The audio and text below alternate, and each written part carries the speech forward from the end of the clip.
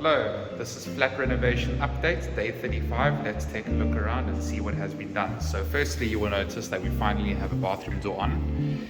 And then coming inside the bathroom, I noticed that this mixer and also where the shower head goes was a bit off center, so we're having that fixed. And that's about it for here. And then coming this side, we've got the rest of the doorway up over here, so the door can go over here, but that's done.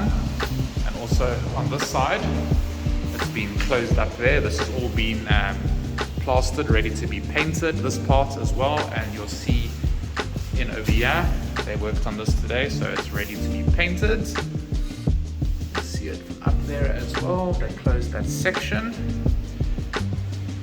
And then also, this piece over here has got its first coat of paint, and they painted this piece again, and I think they painted this side again too.